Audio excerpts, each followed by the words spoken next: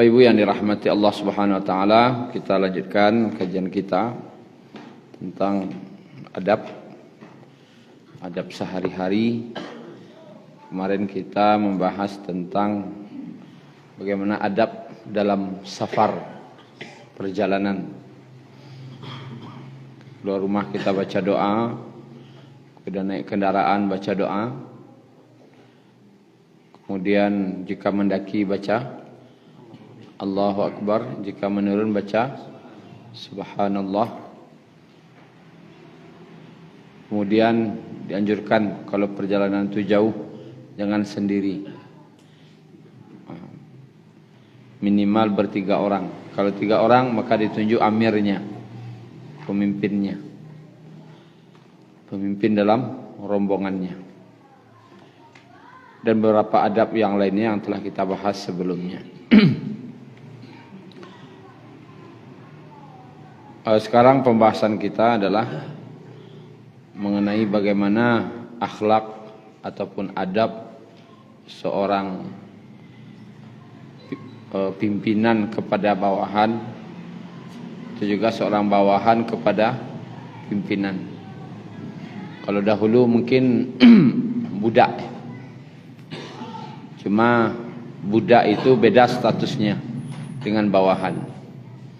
Kalau budak itu jangankan orang harta benda dan yang lainnya dia miliki, dirinya sendiri pun bukan milik dia, tapi milik tuannya.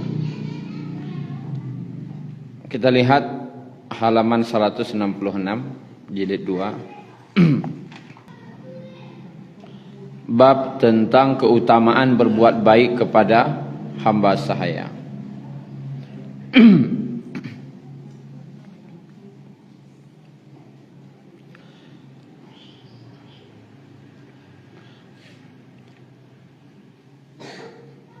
Di sini ada, nanti kita bahas, ada budak namanya. Budak itu berarti milik dia secara mutlak. Ada nanti pembantu. Pembantu itu bukan berarti milik majikan, tetapi dia orang yang membantu dalam bekerja, yang kemudian setelah itu dia diberi upahnya atau gajinya atas usahanya. Nah, bagaimana kita beradab kepada pembantu? Kita lihat hadis yang pertama dari Al-Ma'rur bin Suwaid. Dia berkata, aku melihat Abu Dzar radhiyallahu anhu memakai suatu perhiasan yang sama dengan perhiasan yang dipakai oleh pelayannya. Berarti perhiasan majikan sama aja pelayan, perhiasannya sama. Maka saya menanyakan hal itu kepadanya, kemudian dia menceritakan bahwa pada masa Rasulullah sallallahu alaihi wasallam dia pernah memaki seseorang, kemudian orang itu mencela ibunya. Kemudian Nabi sallallahu alaihi wasallam bersabda, innaka mru'un fika jahiliyah, sesungguhnya kamu adalah seorang yang masih terpengaruh sifat-sifat jahiliyah. Hum ikhwanukum wa khawalakum, sesungguhnya mereka itu adalah saudara kamu dan pembantu kamu. Ja'alahumullah tahta aidikum, yang mana Allah menjadikan mereka di bawah kekuasaanmu. Faman kana akhuhu tahta bi yadihi falyut'imhu mimma ya'kul, barang siapa yang merasa saudaranya berada di bawah kekuasaannya, maka hendaklah dia memberi makan seperti apa yang ia makan. Hendaklah dia memberi makan seperti apa yang dia makan. Kemudian wal yulbishu mimma yalbas, kemudian memberi pakaian sebagaimana pakaiannya, atau memberi pakaian seperti apa yang dia pakai. Wala tukallifuhum ma yaghlibuhum. Janganlah kamu menuntut mereka untuk mengerjakan apa yang mereka tidak mampu. Jangan dia gih nyobaban yang kikir ndak taluk dinya. Atau tapasu nyo mangarajuan. Fa in kallaftumuhum fa'ainuhum alaihi. Serta bila kamu menyuruh mereka mengerjakan pekerjaan yang berat, maka bantulah mereka. Hadis riwayat Bukhari dan Muslim. Ini pelajaran yang sangat berharga. Mungkin budak tidak ada di negeri kita, tapi mungkin pimpinan ada dengan bawahan. Antara majikan dengan induk samang jo anggota, jo pekerja. Badap awak, sekarang kan banyak bos-bos lah. Kan ya? Kan yang duduk ke bos-bosnya sadanya. Bos konveksi, bos awu kan. Sikap awak ke pekerja awak, atau yang membantu awak karajo, itulah sekiranya.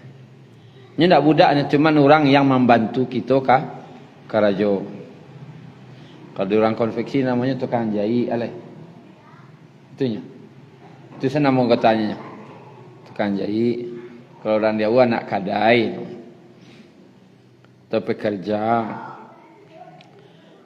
Apa pesan Nabi? Barang siapa yang merasa saudaranya berada di bawah kekuasaannya, nyukarajo Jawa, awak nambah kuasa, maka hendaklah dia memberi makan seperti apa yang dia makan. Itu satu. Kok membalian awak makan, awak membali nasi bungkus simpang raya, hanya ampera 10.000 ajan, boleh tak? Kalau nasi awak bali nasi bungkus simpang raya, awak bali untuknya simpang raya aja. Itu pasal Nabi. Jangan dibeda-beda nan awak makan jo inyo. Wak bali bakso nan sapiriang 20.000. Nyo bakso tusuk wak balian 2.000. Ndak uliah ada. Ndak bakal lakuan awak. Ko adab nasihat macam Nabi. Di kadai sandak di kantor kai. Wak kepala kantor, kepala sekolah. Jo penjaga sekolah wak balian. Yang tukang sapu di sekolah tu wak balian sama makan aja wak. Itu adab yang seharusnya. Jalan maklum lebih lama nan dawak darinya. Kok dapat sama itu adab. Setara anan awak bali oleh pimpinan sama yang dimakan jo bawahan. Sampai yang terbawah sekalipun. Nah, jo bawahan saja, jo pembantu saja harus model itu sikap kita. Apalai kawan tu tidak bisa samuan kawan je pembantu nak mau samuan. Apalai kawan. Kok dapat kawan go lama nak dimakannya pada nan dia awak tu kok dapat. Kalau jo bawahan samo nak awak makan jo inyo. Ada awak makan sa namanya? Satalam tah, sanampan. Do maco. Do ayam. Ana mau ambil. Kalau kakawan gua, agen ayam tu kinya. Itu baru kawan. Tapi kalau ke bawahan pembantu sama makan wak jinyo. Itu adabnya. Anda talun-taluk menitu lerasan, sama makan salah. Sama makan maco, sama makan ayam. Tetapi jangan ayam dia awak maco kayaknya. Itu boleh. Atau gadang le suak padinya lah kancang lah sudah wak. Ada mengengong le itu. Kalau sama makan jangan. Caranya itu apa ibu saya memahami. Tapi intinya adalah ba'a pun awak membeli sesuatu dan itu ada orang karajo di rumah awak nan wak balian samo na wak makan joinyo. Itu baru batuan. Kemudian wal yul bishu mimma yalbas. Memberi pakaian seperti apa yang dia pakai. Kecuali pakaian dinas, mungkin dia gih sama aja dah. Tapi kalau awak sama pakaian harian namanya. Pakaian harian wak beli baju haramain lah balian tak inyo. Itulah kira-kira. Rayo wak nanti baju rayo awak, ana wak beli untuk awak, untuk pembantu awak, untuk anggota awak, itu loh baju awak balian. Jangan sampai ada bahasa lanyo anggota nama akan rancak-rancak nak di balian tu. Tak boleh dah. Ya kau maha kau. Kan itu alasan. Kau maha, saya gini sadono bara lu kata bayi. Tapi yang dianjurkan, aku yang dianjurkan. Ana wak bali itu nan wak pakai nanti sama lu wak pakainya. Kau yang dipakai oleh Abu Zar tadi yang menjadi pertanyaan sahabat, semua rancak pakaian aja. Pembantunya tanya, semua rancak baju ya. Sedangkan yang seorang pembantu yang cek majikan. Ajawabnya karena aku pernah mendengar Rasulullah sallallahu alaihi wasallam bersabda. Jadi Abu Zar ko mengarajuan. Ambo dek mendengar Nabi menyampaikan. Kemudian Bapak Ibu yang dirahmati Allah, alai wala tukallifuhum ma yaghlibuhum. Jangan kamu menuntut mereka mengerjakan apa yang mereka tidak mampu. Kadang wak,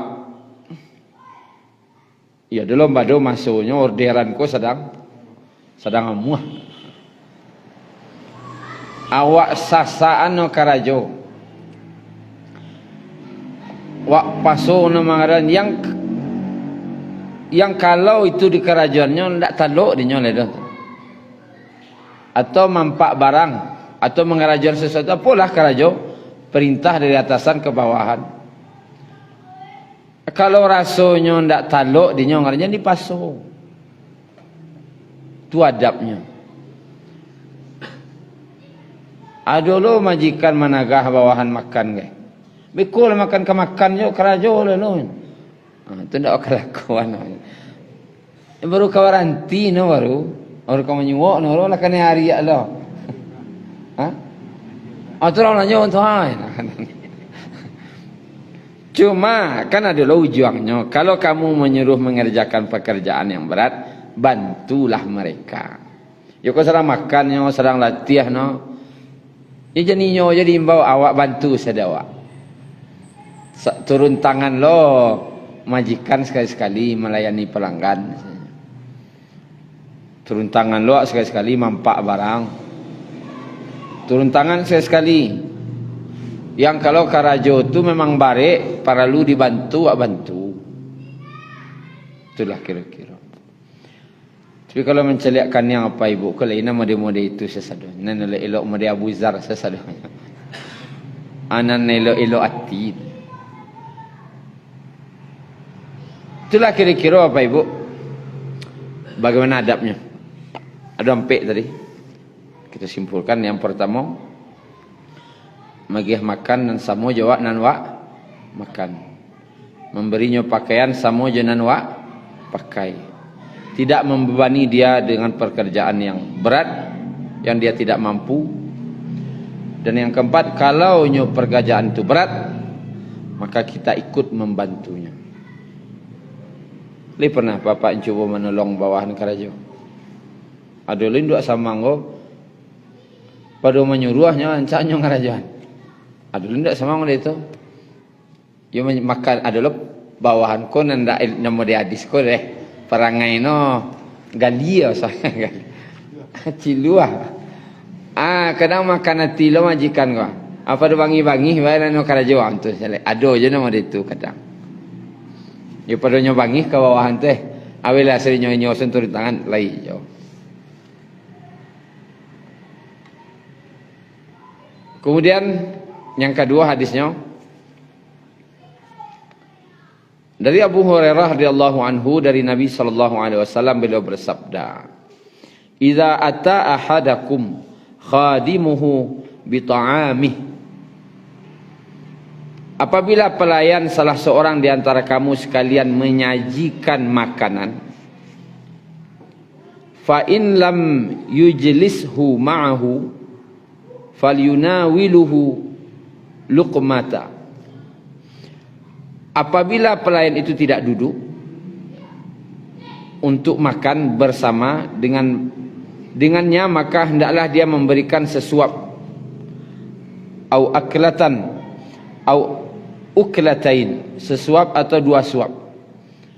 Fa innahu waliya ilajahu, karena sesungguhnya pelayan itulah yang memasak makanan tersebut. Hadis riwayat Bukhari. Ku adab kalau ada tukang masak dan masak di rumah, atau di kedai, atau di sekolah, atau dimanapun. Kadang wak butuh bantuan ada tukang masak. Ketikalah dihidangkan, sarancaknya kalau tersirat di sikunya sama makan Jawa. Terkadang pembantu pun ndak mau aja dek awak jo tamu taulo nyo baso nyo ndak lo sagan lo kaduduk sama jo tuan rumah jo tamu, makanya ndak satu duduk. Maka agihlah nyo makanan seperti nan nyo masak tadi. Kenanya nyo masak. Ada pembantu ko nyo tu hari di rumah wak, tu mungkin aman. Nyolah pasti makan Jawa. Adalah pembantu kau nya sudah masaknya pulang lah, sudah nyucinya pulang, kan ada yang macam itu. Sudahnya masak pulang, aka pulang tadi tu jangan lupa bungkihan sambal tu gak seketek. Itulah. Hanya sudah kerajanya pai selai, inyo meminta sambal tu, sagan lo, sambal goreng lah balui lah muda lo, akan minta sagan lo, pinyo nak masak. Perintah apa lah, hendak adanya tunggu-tunggu lama-lama duduk. Akhirnya pulang saya. Apa lah agak sakit ya, hendak ada lah dah. Hendak hari lah dah. Itu perlu dia awak. Kalau ada orang tukang masak di rumah awak, sudahnya masak dia. Nabi ngecengkan tak banyak dah. Sasuok dua suok tu karena sindiran alui. Ini mungkin sasuo lagi orang. Artinya iwa giah barasa dota taniai. Bara taniai agiah. Intinya agiah. Barasa do nantakana agiah. Iku alih go Pak Ibu. Alih. Ada alik di rumah wa. Kadang alik ko lah selesai di catering deh. Biar dulu orang kampung saya sekali yang masak. Yang masak di rumah orang kampung tadi agiah je lah. Sesuuk agak dua suuk. Itulah bahasa. Aku bawa pulang untuk pajar makan di rumah. Karena ada yang orang masak di rumah wak baralik tu, sagannya kama minta. Ada nak bagak minta. Minta agak sairih deh. Walaupun dibawa nak agak 3 irih. Tapi nang ngecek minta agak sairih deh. Bawa nak agak 3 irih. Ada nak bagak. Ada nan sagan. Nan sagan tadi itu wasoi dia wak. Ini pasti pamit tu. Ote wak kabut balik lu te hari lah sanjo. Apa pajang kira ka pulang lo kon. Ari salah wak. Sampai tadi boleh agak seketek. Tu perlu sampai ke situ agama majan. Para luihnya agama. Sampai hal-hal nama diku diajan di agama. Adab. Itu awak posisi sebagai majikan atau sadang di hati. Kini kalau posisi awak nan sebagai anggota lah, awak anggota lah, awak punya bos, awak bawahan, awak pegawai, pimpinan lagi, sikap awak lah. Hadis nomor 1-nya halaman 167. Hadis riwayat Bukhari Muslim dari Ibnu Umar radhiyallahu anhu bahwasanya Rasulullah sallallahu alaihi wasallam bersabda, "Innal 'abda idza nasaha li sayyidihi wa ahsana ibadatallah falahu ajruhu marratain." Sesungguhnya seorang hamba sahaya bila dia menunaikan kewajiban majikannya dan dia tekun beribadah kepada Allah, maka dia mendapat pahala 2 kali lipat. Hadis Bukhari Muslim. Artinya ada alasan anggota aku nanti ndak telaki sembayang, ndak sibuk nak kerajo. Lah sembayang. Aduh ni Pak, bangun lain. Sibuk mengambil barang ni tadi nak terlekik ke salat. Orang ramina tadi nak terlekik sembahyang. Untuk anggota mereka itu hadisnya. Hamba saya dia menunaikan kewajiban kepada majikannya. Nang karajonyo di karajuannya. Tapi nan ibadahnya ke Allah tetap samparono. Nyo dapat pahala berapa? 2 kali lipat. Awak sebagai majikan, sebagai pimpinan misalnya, awak bisa bebas pai beribadah, orang azan awak ke pai-pai. Awak bebas pahala 1 kali lipat. Tapi yang pembantu atau yang anggota, yang pegawai punya beban kerja, nan karajonyo selesai, nan ibadahnya tetap terjaga, kok tak sama pahalanya jawab nan bebas dah. Pahalanya Allah agih 2 kali lipat gaji. Awak yang bos tadi mungkin gajinya 1 M, tapi dia inyo dapatnya gaji 2 M dari Allah.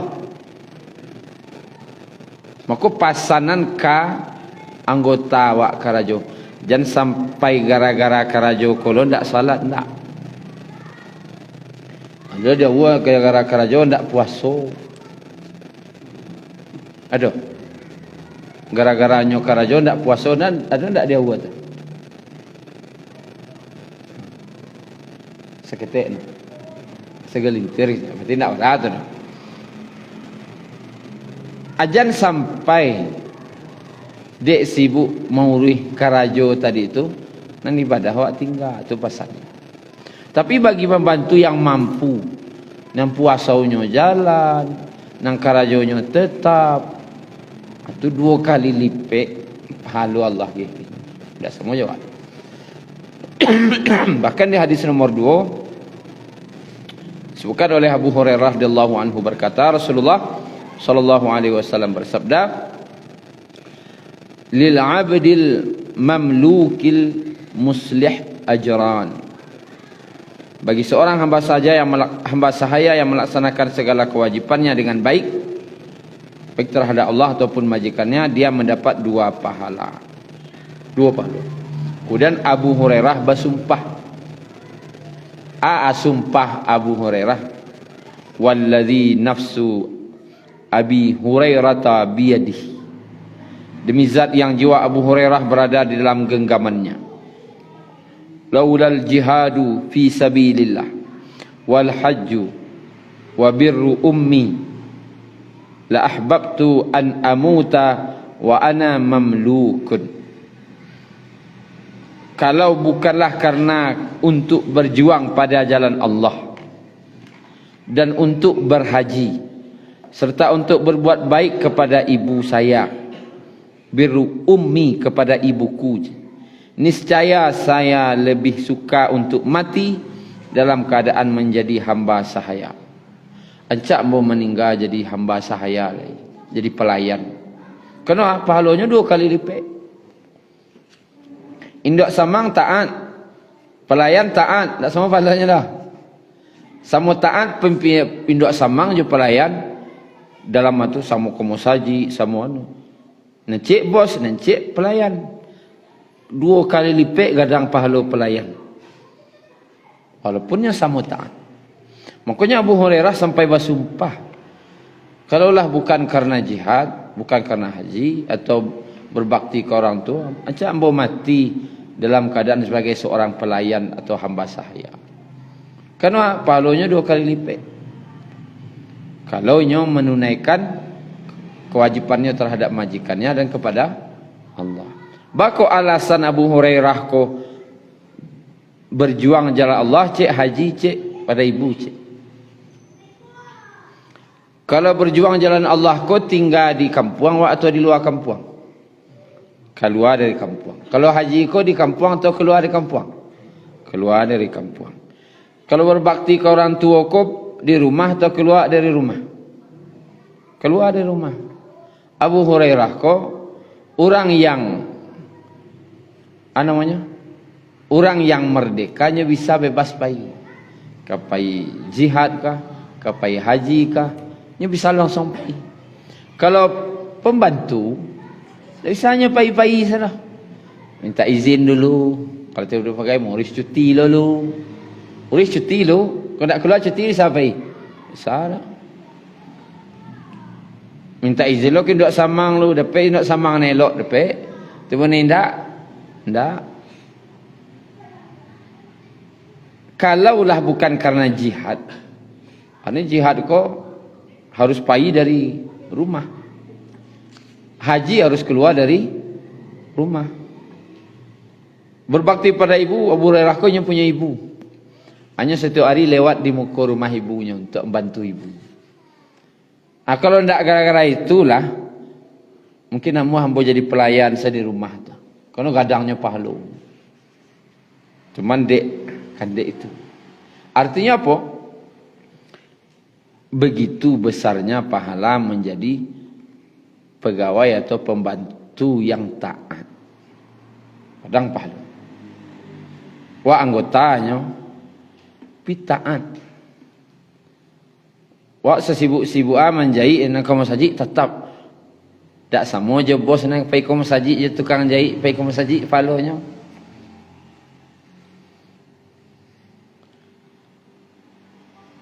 Dan terus duduk aku kan ada nan karajo kan. Yang ada punya bos wak kan. Bisa wak ke masjid. Walaupun karajo wak banyak tapi ke masjid wak tetap tu pahalanya 2 kali lipat dibanding yang bos. Sedangkan wak sama-sama ke masjid je bos. Tapi pahalanya kadang. Sampai Abu Hurairah pun bercita-citanya ingin pada itu. Kerana gadangnya pahala. Kemudian di halaman 108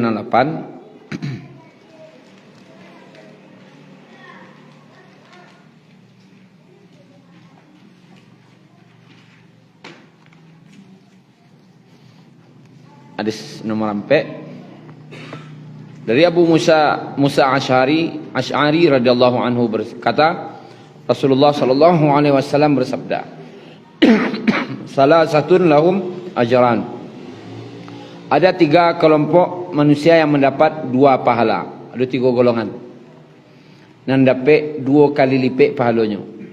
Rajulun min ahlil kitab amana bi nabiyhi wa amana bi Muhammadin. Seorang ahli kitab yang beriman kepada nabinya dan beriman kepada Nabi Muhammad sallallahu alaihi wasallam. Orang Yahudi, orang Nasrani, nya dululah beriman ke Nabi Musa, ke Nabi Isa lah beriman. Ketika datang Nabi Muhammad, berimannya ke Nabi Muhammad, 2 pahalanya. Bakok 2 kali lipat kena barek. Wak nan dimani salam Allah ya Nabi Musa, Nabi Isa. Kini kabar aliyah ke Nabi Muhammad, ko barek kajanya. Adik barek tu mako dapat 2 kali lipat. Kemudian seorang hamba saya wal abdu mamlukun idza adda haqqallahi wa haqqa mawali. Seorang hamba sahaya yang bila dia menunaikan kewajibannya terhadap Allah dan terhadap majikannya. Dan seorang yang memiliki hamba sahaya perempuan, namanya amah perempuan, amatun, fa'ad dabaha, lalu diajarnya hamba sahaya yang perempuan tadi adab-adab, majan adab kepada hamba sahaya, kanggota apa? Diajarnya adab-adab. Kemudian fa'ahsana ta'dibaha, lalu diajarkannya sebaik-baik pendidikan, mendidik dengan sebaik-baiknya. Wa 'allamaha fa ahsana ta'limaha, dan mengajar dengan sebaik-baiknya, lantas dia memerdekakannya, a'taqaha, lalu dibebaskan. Nya budak perempuan dididik sajak kita, diajar, dan diajar dengan yang baik-baik, kemudian dibebaskan. Ana barek di siko Pak. Aceh tanya Pak. Nyo sajak kita kerajo Jawa. Kau enggaklah kerajo, kau kan budak. Kau pekerja, sajak kita no Jawa. Diajar dua patuah nak kau. Diajar dewa tangguang lah panurui no. Karajo pamu perangai elok, taat lo nih. Kira-kira kalau kapainya ibu ndak ti? Ibu ti. Deh lah kerja dapat ganti coiko. Bare. Kini dibebaskan tuh. Bayangkan, dibebaskannya. Berartinya tak terikat jawab lain. Bebas. Kalau kau jambo silakan. Kalau tidak, pailah. Marah balik dengan cik. Sedangkan elok sangat. Lalu deknya padusi. Fatazawwajaha. Lalu dinikahinya. Nya padusi. Kabeknya sudahnya didik, dinikahinya. Nya budak tadi. Budak pun tak ada punya apa-apa. Akhirnya dinikahinya, naik derajatnya langsung. Nya budak dimerdekakan dari jadi orang merdeka. Dari orang merdeka dinikahi langsung naik derajat. Menaikkan derajat orang dari bawah sarandah-randahnya sampai saat tinggi-tingginya 2 palunya. Kalau tiba dewa lah kira-kira mendidik anggota sajak kita Jawa elok perangainya lah santiangnya lah pandainya jadinya bos suruhnya enggak ada surang jadi bos nya sudah tun atu yo santiang. Tapi kalau sampai orang ni sajalah sampandai ni kini cuba ni lo buka surang samo lo kali no Jawa tu kan balik tu kini go pegawai ko wa aja wa didi sampai yang pandai. Kemudian wa bebaskannya. Silakan ke kerajaan surang, ke buka surang. Pak pokok iloinyo sampainya jadi ndok samang lo. Pekerjaan nama mode itu tu dapat 2 pahala. Artinya menaikkan derajat dari yang bawah sampai tinggi-tinggi. Syukran ya Rabbi syukran. Hadaita qalbi syukran.